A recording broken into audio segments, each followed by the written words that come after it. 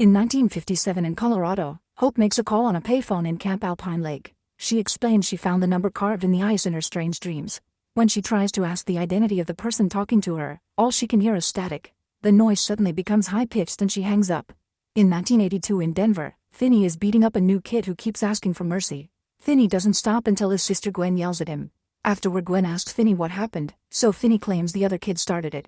It turns out Finney has gained a tough reputation after defeating a serial killer known as the Grabber 4 years ago. At that moment they're approached by Ernie, the brother of one of the Grabber's victims. He invites Gwen to go to a concert with him and she agrees. That night, Finney can't sleep so he goes to smoke outside. He keeps remembering the traumatizing incident he went through and imagines the Grabber standing in his backyard. Gwen tries to check on him but Finney refuses to talk about it.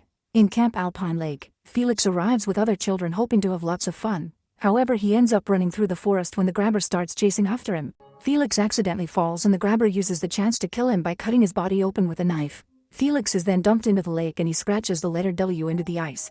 At that moment Gwen wakes up, revealing that it was a dream she had. As a phone rings, Gwen opens the front door and thinks she sees something strange across the street. She's snapped out of it by Finney, who says she's been sleepwalking again. Gwen tries to tell him that she had a bad dream but he only sends her back to bed. The next day Gwen does some research about supernatural events in the school library and other girls mock her by calling her a witch. When Ernie comes by to bring the concert tickets, he says it's cool that Gwen believes in spooky stuff and shows her the tarot cards that his grandmother sells in her shop. Ernie knows that Gwen's dreams help find the bodies of the Grabber's victims and Gwen feels uncomfortable by the topic, but Ernie assures her that he likes weird. After school, Finney goes to the store and hears a payphone ringing. He picks it up and says sorry, I can't help you before quickly hanging up. It's then revealed that the phone is out of order. In Camp Alpine Lake, Cal joins most of the activities and makes lots of friends. One night in the forest he's chased by the Grabber, who easily captures him and chops his body up with an axe. Some body parts are burned down while the rest are thrown in the lake. Cal's ghost scratches the letter B into the ice next to the W. Then Gwen is woken up by a phone ringing, confirming that it was another nightmare. She goes outside and is shocked to find Cal's body in the yard.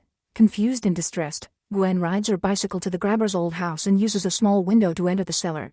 There's a black phone here and when she answers it, she hears Hope's voice in the past, matching the flashback from the beginning.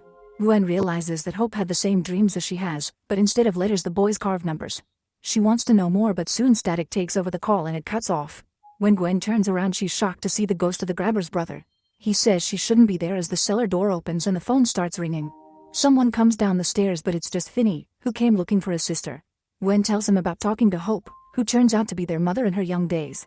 Finney thinks it was just a dream and spits on the ground before they leave. The next day Gwen finds a pamphlet for Camp Alpine Lake and says they should become counselors so they can investigate the place, but Finney refuses. Their father Terrence overhears them and recognizes Camp Alpine Lake as a place his wife used to work at. He also mentions that it closed in 1958 and that he doesn't like the idea of Christian camps. Later Gwen convinces Ernie to go to the camp with her. Finney doesn't like Ernie so he decides to come along to protect her. After a few hours of driving, they reach an area covered in snow and see many accidents on the road. Eventually it's impossible to see the road ahead so Finney tells Ernie to stop the car. He'll run in front of them to keep an eye on the road and the car only has to follow him. Moments later they're found by Mustang, who guides them to the camp using a flashlight. At the camp the trio meets Mustang's uncle Armando, who is also the manager. He explains that the kids won't come tomorrow because they won't plow the roads until the storm passes. On their way to the cabin, Finney sees a payphone. Gwen is sent to the girls' room and Finney and Ernie go to the boys' dorm. They're both empty because nobody came except for the staff. Gwen quickly falls asleep and has another nightmare about the past. Spike was part of the camp band and he also got killed. In the ice, he adds the letter H next to the others before his face splits in half. At that moment Gwen wakes up and hears some scraping noises under the neighboring bed. Outside Finney is smoking when he hears the payphone ringing. He starts walking toward it and the ringing stops, but when he walks away it restarts. This time he manages to reach the phone and answer I can't help you before hanging up. However the phone rings again and when Finney tries to leave, the ringing gets worse. He answers it again and hears static followed by the Grabber saying hello Finney. The boy immediately hangs up but the booth door closes and he can't open it no matter how many times he kicks it. The phone rings again and Finney kicks it too, causing the handset to fall. The Grabber's voice then says that hell is not flames, it's ice because nothing burns like the cold. Back in the bedroom, Gwen decides to check under the bed and is horrified to find Felix. She quickly steps away only to be touched by Cal, whose hand burns her arm. A terrified Gwen tries to walk away as the boys come closer and see Spike approaching the window to open it. Someone else appears behind him and breaks the window to make it fall, which cuts Spike's face in half. As Gwen screams, the phone booth door finally opens. Finney runs to the girls' bedroom and wakes Gwen up. She has a breakdown and says she's going crazy, so Finney tries his best to comfort her. After taking care of the burn mark, Gwen refuses to sleep alone and joins Ernie in his bed. She still can't sleep and asks Jesus to protect her from nightmares. Ernie overhears and they talk about religion, bonding over the fact that they both come from very devout families. Gwen explains her mother also had strange dreams and it drove her crazy, so she's scared the same thing will happen to her. Ernie comforts her and the duo almost kiss, but Finney interrupts them and makes them sleep.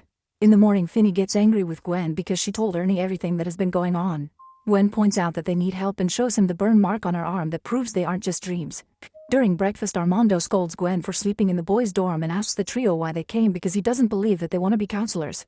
The siblings show him a picture of Hope and Antonio immediately recognizes her as a counselor. He remembers her fondly and is very upset when he hears that she self-deleted 7 years ago. Armando tells the kids to call their families to confirm they're fine and to use the office phone. When Finney mentions the payphone outside, Armando says it hasn't worked in over a decade. After Armando leaves, Finney tells the others that the phone rang last night and that he heard the grabber. Suddenly the payphone starts ringing, so Finney runs to answer it. There's some static followed by a boy's voice saying that it's cold and that they aren't supposed to be there. The three ghosts appear around the booth as the boy on the phone keeps asking for help. Finney can't see them and keeps asking for details, but the boys don't remember much. The ghosts start pounding on the booth and they only disappear when Finney hangs up. Later, Terrence gets a call from Gwen confirming they're okay. However, he still worries about the blizzard, so he calls a friend to borrow a snowplow. Meanwhile, Gwen and Ernie meet staff members Kenneth and Barbara and ask them if they have any books about the history of the camp. Kenneth gently explains they only have the brochures, but Barbara is very rude and judgmental because Gwen slept with the boys and curses a lot. When the duo asks about the 3 dead boys from years ago, Barbara says good Christian people don't discuss such horrible matters. Gwen and Barbara start arguing, so Kenneth asks the kids to leave the office. That night, Gwen dreams about Hope answering the phone. She also talks to the 3 dead boys, who ask for help. Felix's ghost is near the forest and Gwen tries to follow him, but he disappears when red feathers start falling from the sky. Gwen looks down and sees Felix's jacket on the ground while Spike watches nearby. An axe falls on a tree trunk and blood starts coming out of it. A strange noise makes Gwen wake up and she sees the dorm door being slammed. For a second, she also sees her mother staring at her. Gwen goes outside and finds Felix, so she starts following him. At the same time, Finney is awakened by the phone ringing. He wakes Ernie up and tells him to protect his sister while he answers the call. Gwen sees both boys but chooses to continue following Felix. Finney hears the grabber's voice on the phone but doesn't see his ghost near the booth. The grabber explains he's returned to get revenge by destroying everything Finney loves, since the kid made the grabber kill his own brother. Ernie reaches the girls' dorm and finds it empty, so he runs out to ask the staff for help. Felix takes Gwen to the mess hall and she follows a light into the kitchen, where the ovens open to reveal huge flames. Some objects fall and the noise alerts the adults to Gwen's location. Suddenly, the grabber's ghost comes out of the shadows and attacks Gwen with an axe, so she does her best to defend herself. The grabber then uses a belt on her legs to make her fall and attacks again, but when Gwen blocks the axe, he tries to choke her instead. The adults and Ernie then burst into the kitchen and see Gwen struggling to breathe on the floor, but they can't see the grabber. Suddenly her body is thrown against the wall and Finney hears Barbara screaming, so he runs to the cabin. Gwen is thrown on the table and spun in the air before being pushed toward the ovens. Ernie manages to grab her legs to stop her, but when the adults try to help him, objects fly off the shelves to attack them. Mustang dodges them and helps Ernie pull Gwen back. At that moment, Finney arrives, so the grabber lets go of Gwen and disappears into the shadows. After Finney wakes Gwen up, everyone gathers in the chapel and Gwen tells them about the boys she saw in her dreams. Armando recognizes the descriptions, saying he never stopped looking for them. He then shows them a picture of the last year the camp was open. Hope is among the counselors and Finney recognizes the grabber among the staff. A shocked Armando explains that he was a maintenance guy nicknamed Wild Bill Hickok because he wore a belt like a gunslinger. Gwen realizes the initials of Wild Bill Hickok match the letters she saw in her dream and concludes this is where the grabber started to kill. Armando noticed that weird things started to happen in the camp 4 years ago and Finney points out that's when he killed the grabber, meaning his spirit was set free to come back here. Gwen theorizes that the grabber draws power from the fear of his victims because their spirits aren't at rest, so they need to find the boys' bodies to set them free. The police never searched the lake because it had been frozen at the time of the murders, but Armando remembers that Bill had equipment for ice fishing, so he could have cut holes. The group agrees to go to the lake in the morning. Armando goes to his office to get the boys' picture and hears a strange noise. He looks outside and sees a snowman, but he thinks it was made by Mustang. At that moment his radio starts playing static followed by the grabber's voice saying, "You made me kill my brother." Armando tells him that he can't keep the boys forever and the lights go out. After he grabs a flashlight he hears a thud and turns around to find the grabber's mask made of blood and snow on the window. The voice on the radio says, "I wanna hurt you," and Armando responds that they'll get the boys back, calling the voice Bill. The grabber angrily says that it isn't his name and pounds on the window before disappearing. In the morning, The group searches the entire lake but sadly they find nothing. In the evening, Finny and Ernie tell Gwen that they'll take turns keeping an eye on her while she sleeps in case she has another nightmare. Then Gwen starts dreaming of a paperboy named Billy. While he's working, the grabber kidnaps him in his black van, revealing that this was his first victim in town. This memory is seen by Hope in her dreams and she recognizes the grabber as Wild Bill from camp. In the real world, Gwen starts sleepwalking, but Ernie sends her back to bed. The dream continues and Gwen watches Hope leave the bed. She follows her mother to the grabber's house, where Hope finds a kid inside the cellar. She tries to leave to call the police but the young grabber captures her and pulls her into his van. Ghost Grabber also appears and makes Gwen get in the van too.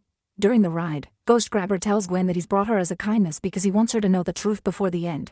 The van stops at Gwen's home and she has to see the body of her mother hanging in the garage. It turns out she didn't self-delete. The grabber killed her and made it look like she did it. Gwen cries as Terrence finds his wife and has a breakdown. When the grabber takes out his axe, Gwen starts running around the house and takes the stairs, only to end up in the grabber's cellar. The black phone starts ringing and Gwen answers it to hear Felix telling her to hide. She rushes to the bathroom and finds a hole in the wall that takes her to a door. Gwen pounds on it but it won't open and the grabber slashes her arm with the axe. This makes her bleed in the real world too. Ernie sees it and warns the others, but they can't wake her up. Eventually Gwen manages to open the door and comes out to find Felix. He closes the door while she runs to the lake, where she hears her friends yelling her name to try to wake her up.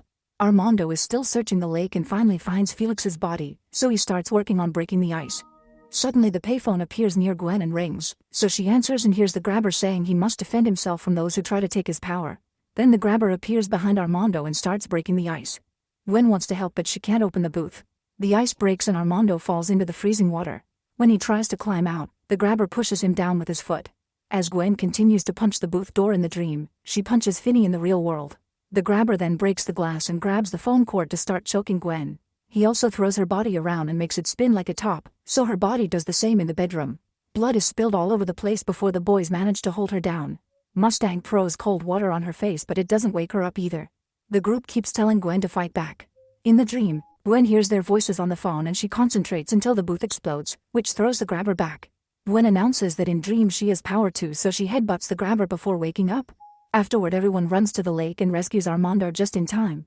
He confirms he's found Felix, so the group agrees to come back for the other two boys in the morning. When they return to the camp, they're surprised to see Terrence arrive in the snowplow. Finny is ready to leave with his dad but Gwen refuses because she wants to end this. An argument ensues and Gwen calls out both guys for ignoring their trauma instead of working on it. She also tells them what really happened to Hope, which convinces them to stay. The group spends the entire next day looking for the other two boys to no avail. Suddenly Gwen falls asleep and the grabber appears skating on the lake. Gwen tries to run and falls into the hole, causing her real body to get wet. The grabber hits Kenneth with the axe and drags him across the lake, which happens in the real world too. Kenneth's body hits Barbara and makes her fall, so her face is slashed on the ice. As the grabber continues to slash Barbara and Kenneth with the axe, Gwen sees some barrels underwater. She kicks them off and finally finds the last two bodies inside. The grabber hits the ice around the hole to break it and the rescue cable falls in as well. Then the grabber makes a jump to put his belt around Finny's neck and starts choking him. Terrence jumps into the water and helps Gwen bring the barrels to the surface while Finny pushes the grabber off. Now Gwen starts praying, which finally sets the boys' souls free. In the dream, the bodies start coming out of the ice and make the grabber trip by grabbing his ankle. Then the three souls block his way and Gwen hits his head with the axe before removing his mask.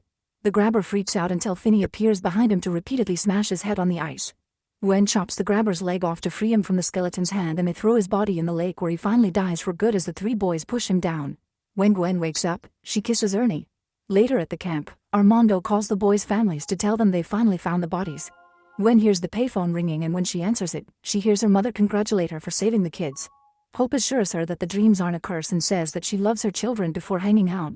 Gwen passes the message to Finny and the siblings finally leave with her dad. Make sure to subscribe and turn on notifications so you can watch more videos like this. Thanks for watching.